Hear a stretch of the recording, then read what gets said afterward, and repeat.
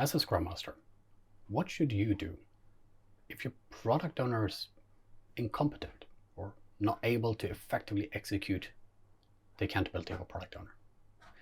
That's a very loaded question. It's a tricky question because there's a lot of assumptions that go into it. There's a value judgment there about their contribution as a product owner.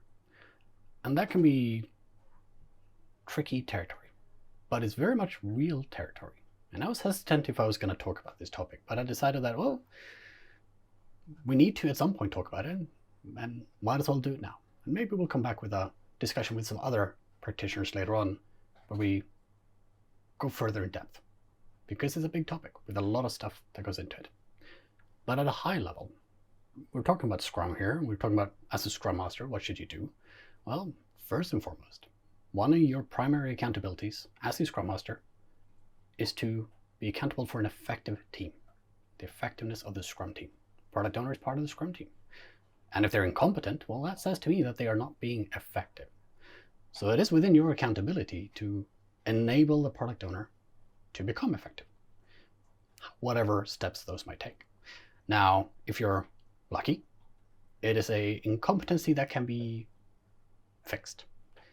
And I use the word fixed, which again can sound harsh and judgmental. It means that we are somehow stepping in as saviors and resolving the situation. That might not be it at all. What it might be is holding up a mirror and saying, hey, you see, and they probably feel that they are not doing what they are hoping to do. Usually people who are, in this language, incompetent, they can feel it. Right? They can feel that something's not right with the contributions they're putting in, and what's coming back to them in terms of feedback and response and results is not matching up. Very rarely do you find people so oblivious that they are happily incompetent in their environment. Again, that's a different conversation we go down, but that's a rabbit hole of its own. So chances are they are already aware that something is not quite right, something's not quite clicking for them. And what I always encourage, and general good advice for any Scrum Master, is curiosity with positive intent. Right? Approach the product owner with curiosity, with positive intent, to go, hey, you seem to be struggling. Hey, have you noticed these things? How are you feeling and how you're working right now? Is there anything I can do to help you out? And if they are happily incompetent and they're cracking on and thinking they're doing the best job in the world, maybe now you want to hold up not just a mirror, but maybe you want to hold up some data to say, actually, I know you think you're doing great, but the numbers don't really say so. The data and the results don't really support that finding. And then have a real conversation with them about, what would you like to do to address this? How do you want to work with this? Because the reality is you can't force anyone to change. You can't make someone better. If you could, you'd be a magician and I'd love to learn from you. But what you can do is you can invite people to try and change themselves, to try and improve things, to bridge gaps that they might have in their skill sets that is causing them to end up in these results. It's reminding me again of that hand on the razor. Never attribute to malice that which can be attributed to incompetence, right? Or I prefer naivete or lack of information. What information, what knowledge, what skills do they lack that is preventing them from doing a good job, or a better job at least? And that's what we want to do. We want to train, coach, mentor, support, lead the way, point north, and uphold the Scrum along the way. Part of what we do as a Scrum Master is we help the other practitioners learn about their accountabilities and support them on their journeys to become better practitioners. Be it developers or product owners, or maybe even the people around the Scrum team, we're there to support. We are a true leader that serves. And helping people improve is a big part of it. So that is going to be steps 1, 2, 3, 4, 5 through X. Always give people a chance to improve, support them, help them out.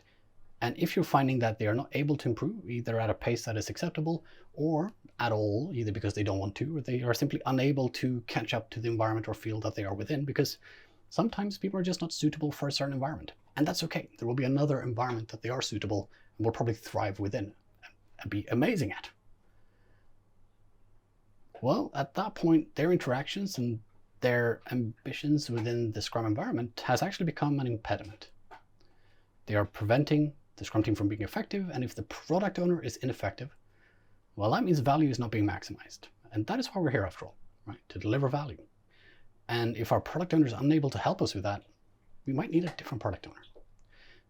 And depending on the context again, well, if you are in a startup and the product owner is also the owner of the startup, now you're in real trouble, right? Maybe you can now influence the product owner to find someone else to be product owner, to hire someone external in to do this work on their behalf. That's fine. Or maybe you can tell them that, hey, maybe you need to rethink this thing. Maybe what you're looking at is not the right thing for you. If it's their business, it's for them to make that choice, and you only have so much say. Ultimately, maybe what you have to do is look after your own mental health and go somewhere else. Again, that's never going to be your first protocol, but eventually that might be the thing to do, where if you literally cannot make any changes, you cannot enable any improvement to the effectiveness, maybe you are not competent enough for this environment and someone else might need to come in and help out. That could also be true. If you're in a larger context, however, and this product owner is one of many people within it, there's other layers of leadership and management, etc., and other support systems around you, chances are you can, again, help that product owner find accountability in a role elsewhere in the business. And sometimes maybe even help them find something outside of the business. I've encountered that too, where the kindest thing we could do was help someone leave the company because actually they weren't happy there and they were therefore also not contributing as well as they could do. And that was pulling them down and their mental health, and it was pulling us down as a team and as a business. So the nicer thing to do was to work together to figure out, well, how can we find someone who is more appropriate and also help you find somewhere where you are more appropriate, so that we both have a win-win out of this. And ultimately what I'm hoping you take out of this is what you can do is, it sounds cheeky, but you can do your job, right? Effectiveness of the Scrum team, that's what you're there to do. It's your bread and butter work. Help them out. Try and help them become competent through coaching, mentoring, support, but try and understand it from their point of view. Where do they feel they're struggling? Does it align with what you're seeing and hearing from other people? If not, how can we make sure we're both seeing the same thing? And then let them build that path forward and enable them to achieve that. Don't try and change them for them. That's never gonna work, right? Anyone who's ever tried to change anything, especially harder personality things, especially people, for example, who were smokers and stopped smoking, it doesn't matter how much other people like them, until they make the decision, the change is not going to happen. Right? The same is true for these things. You need to make sure that the person that is needing to change is the one wanting to change and is taking those steps along the way. All we can do is support that journey. And even if it does come to the point where actually maybe they shouldn't be the product owner for that Scrum team, it should still be curiosity with positive intent. It should be well-meaning. It should be kind-hearted, ultimately, with a focus of, we can both get more value from a different configuration. And if you approach it with that mindset and that attitude, it should never feel oppositional. It should feel supportive. It should feel kind, and it should feel like it's in the interest of everyone around. And hopefully, if done well, although there will always be some of that, people will not feel like they're being attacked or judged for who they are as a person, because that's not the intent here. You should never think of any person as an impediment to themselves. The interactions between that person and other people and systems around them, those might be impediments, and we can try and correct those.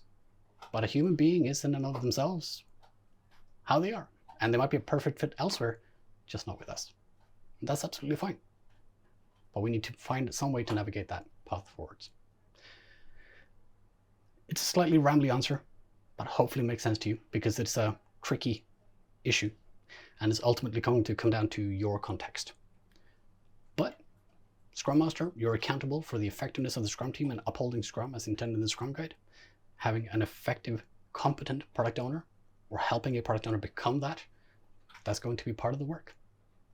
And hopefully you're able to keep the same one you started with, and they'll be amazing before the work is done. Thank you so much for watching. I'm Oscar with Pragmatic Shift. You can find more of our stuff under @Pragmatic Shift on all social media.